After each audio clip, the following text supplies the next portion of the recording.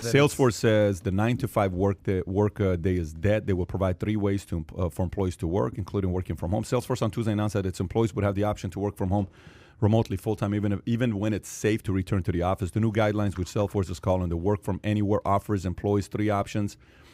Flex, fully remote, office-based. Salesforce says the decision to offer new ways of working was based on employees' wellness survey the company had been sending around since the onset of the pandemic. Okay, so guess what? They sent a what? A survey. Something Mark Cuban ought to do.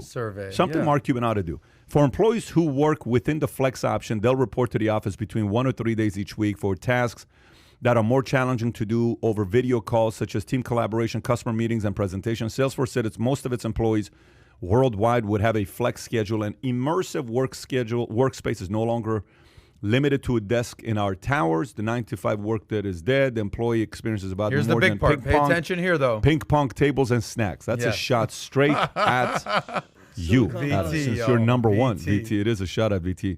Brent Hyder, the president of the chief police people office of Salesforce, said that Salesforce. Okay, so what do you think about this? What do you think about the direction Salesforce is going? Do you agree? Do you disagree with them? Well, this guy Mark Benioff has clearly proven himself to be a leader in the business community. Yep. I got a lot of respect for this guy.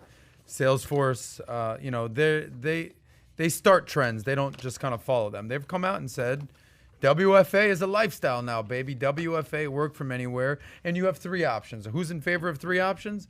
We're in favor of 3 options around here. What do we got? So you got this flex schedule. You come in the office a couple of days of the week. You work from home a couple of days a week. Do what you got to get done. You got the fully remote. We never even seen your ass. You're working remote. You want to get a big time job? This guy actually lives in Indiana. Typically, we couldn't get this guy in here, or a gal. We're going to have him work remote from Indiana. Let's bring in some talent. Let's pay them what we got to pay them. They're working fully remote. And then there's obviously office space. But the beauty right now is we got options.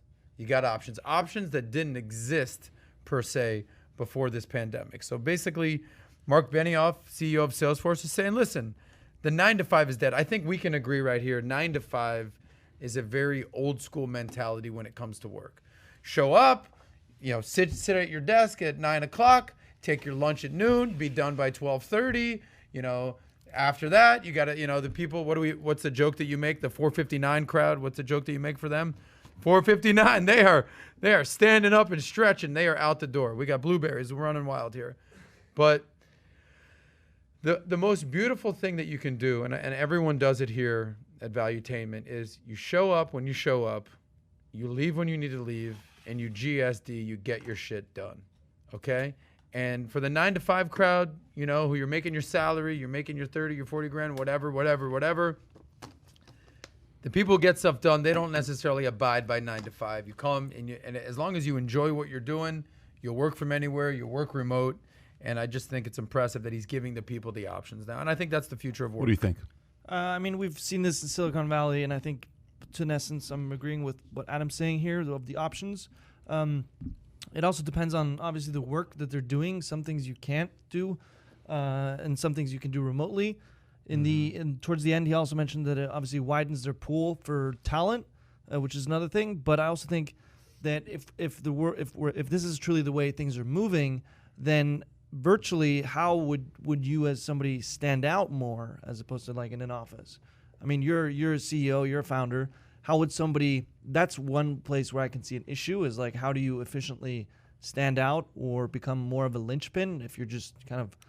So here's my question for you. So maybe we ought to forever only watch video games through Zoom. We not video games, sporting games like NBAs. We should not go to games anymore. Why? Why do we go to the game? Why don't we just watch it from TV? What's the difference from going to the game than actually watching it from TV?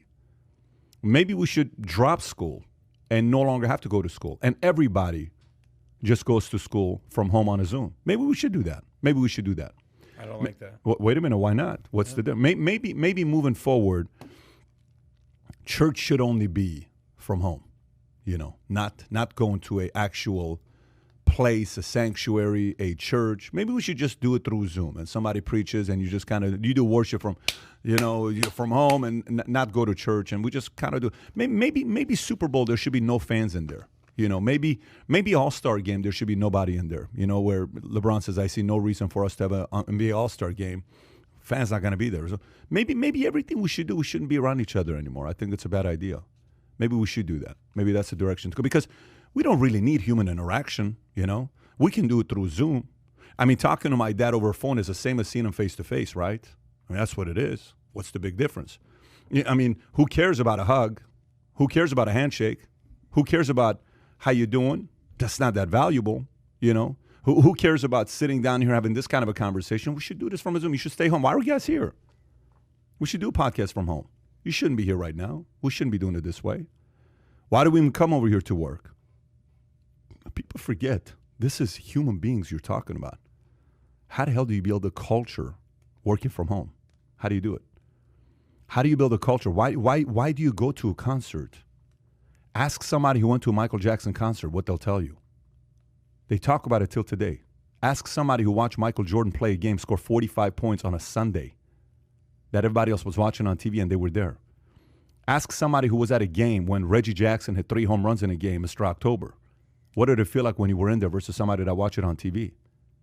Ask somebody who was there when Duck Flutie threw that touchdown for Boston College. What's the difference between that and the highlights we watch on TV?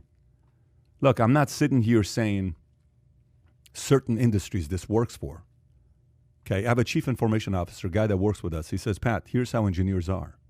Very good. A guy I trust. He's very, the way he explains things is my style. I like it a lot. And for engineers, I get it. Yeah, they're wired in a different way. Everything else, I don't know. It doesn't apply 100% to every industry. This is not a black and white across the board, everybody. You can't do it that way because you can't build a culture that way. For example, video game. If you want to have a video game competition, can you do it from your house? Mm-hmm. Sure, fine. Can you do a poker tournament from your house? Okay, fine. Is it different than you watching a World Series, everybody sitting at the table? Not the same. When you're watching them talking to each other, all this, I can't see your eyes. It's a very different story. We human beings are not robots. We human beings have emotions. We human beings have feelings. We human beings have different senses. And those senses are only being used when you're around what? Others. People. You can say all this stuff you want and give me a great pitch on it that this is the direction it's going. Everybody can work from home forever. Fine, do it. It could work for some companies. Can't work for everybody. And then the idea of culture. So if you were to say, what is the biggest company in the world today that people talk about culture? What's the company? That's culture. What, Google? That everybody... Netflix? Oh, yeah. Reed Hastings said, I'm not a fan of this. He's not a fan of working from home forever. Why not? When you think about culture, does anybody ever says the Salesforce culture? No. They have a great product. They have a genius run at a company. But when you think about Netflix, what do people say? They have a great culture. What did Jobs say about culture? What did Grove say about culture? What did anybody that ever built an incredible company say about culture? Are you kidding me? How do you build culture through Zoom? How do you do it? There's nothing like face-to-face building culture. So I'm not sitting here saying I disagree. I'm not sitting here saying I think that is the direction we're going. I think some of the industries, yes. But if you want to build a culture, it's going to be very, very difficult trying to do it all from home. We have some people right now in the company like, all we do is Zoom. We don't do trainings anymore. Really? Yeah. They're being left behind by others who are doing face-to-face. They can do what they want to do based on the guidelines or whatever the state offers. We're just going to do Zoom moving forward. I'm going to go out there and live over here, and I don't even need to be at my office. Fine. You know what we've noticed happen to their business last 6 months? Gradual decline. Then the people that are together, seeing each other, office, all, and we know what we've noticed with them? Gradual increase. How do you measure that? You know, you have certain players in the NBA that you can't measure their statistics. You can't measure Draymond Green. You just cannot measure him. But how much does he do for the game? A lot. You can't measure a Patrick Beverly. Okay? But how much does he do for the game? A lot. You can't measure a lot of the stuff Rodman did. And it's not just rebounds. He didn't score, but what did Rodman do? Oh my gosh. None of that stuff has a leader's bulletin. How he had Karl Malone drop 4 times on the same walk back. You know, after, you know which one I'm talking about. Crazy flop. Finally, he got so upset, annoyed, and then Karl Malone couldn't make the shots because all he kept thinking about is how annoying Koo is. Dennis Rodman is, yeah. So the point I'm trying to make to you, Intangibles. the intangibles, you cannot discredit the intangibles just because the intangibles don't show data. You have to pay attention to it.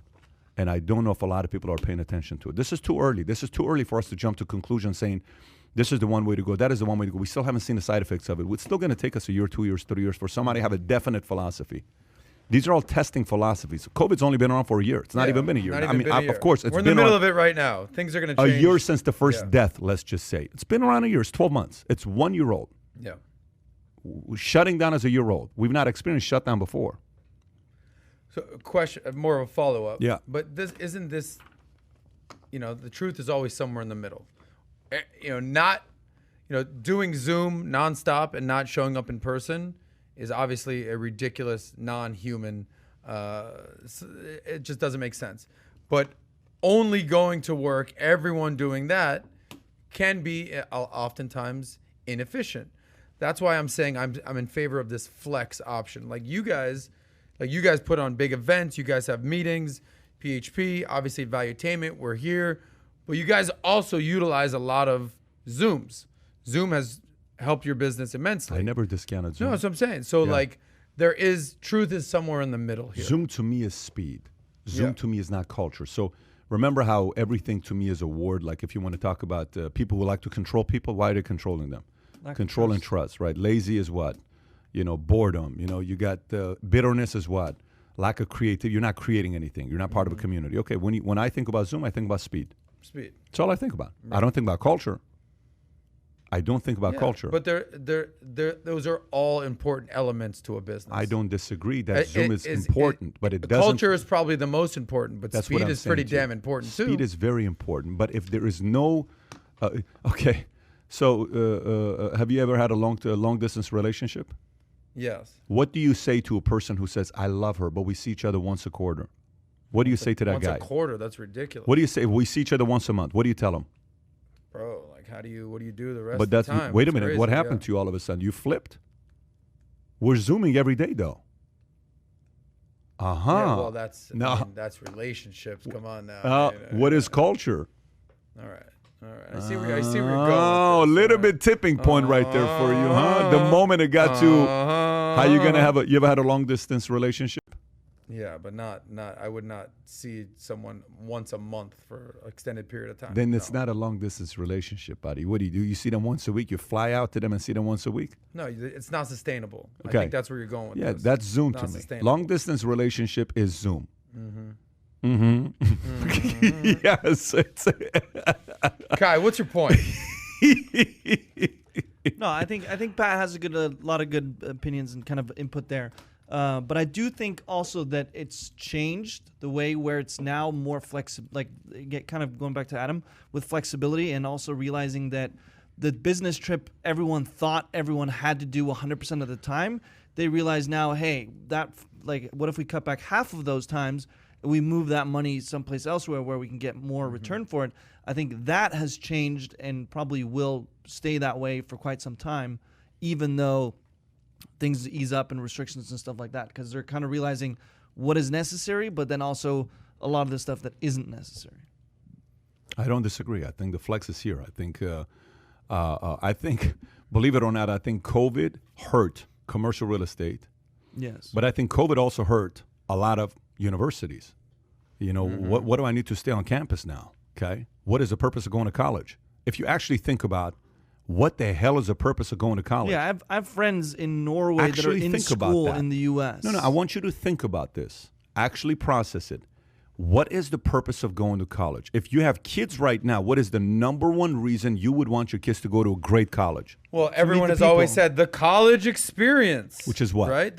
You're going to parties and frat and going to class and you're doing all that. But now, if you're just Zooming, what's the college experience? But you said that's a good idea, though. I'm saying I'm a favor of somewhere in the middle. There's a flex schedule. So only 50% of students should go to college. Everybody else Zooms in. No, I'm saying you can go to classes on campus, but also, do I need to commute? And I'm just saying, hypothetical, commute an hour to take a 2-hour class to drive back home an hour. It's like, dude, let me just Zoom for the one freaking class. Colleges just got crushed. I'm in favor for that. It's fine. Eliminate 40% of them. Keep the 60% that can handle it. What happens there then? Again, college is about experience, people, relationships. Yes. Seeing what's going on, learning how to communicate with people, learning how to deal with Soft people. skills, not just hard skills. I think you've been watching a movie with Joaquin Phoenix, Her, too much lately. And I think you got to stop watching that movie, Her. Have you seen Her, Paul? Has anybody here seen Her? You've never seen Her? Have you seen Her? You know what's the story about? He builds a relationship with his smartphone. So it's him and his smartphone. They pretty much get into a relationship. He falls in love with her. Oh. It's like you found, hey Siri, how you doing? Hey baby. Wait. Hey Siri, how you doing? Not too shabby. Thanks for asking. That's my Siri. Why is he so serious? Sound like he's a German. He's an engineer. He's a German? That's my Siri, right? Okay. Hello, Patrick McDavid. Good to see you again. I think the direction we're going is Adam's going to have a virtual relationship. All you hot-ass smartphones out there, holler at your boy. I'm here. I'm single. It's going to be the situation. I'm dating somebody who, can we see her? Not yet. Can we see her? Not yet. Not yet. Not yet. She's hot and she's from Germany, though. I'll tell you this much. So if you enjoyed this little short segment from the podcast that we did, here's another short segment to watch. Or if you want to see the entire podcast, click over here. Take care, everybody. Bye-bye.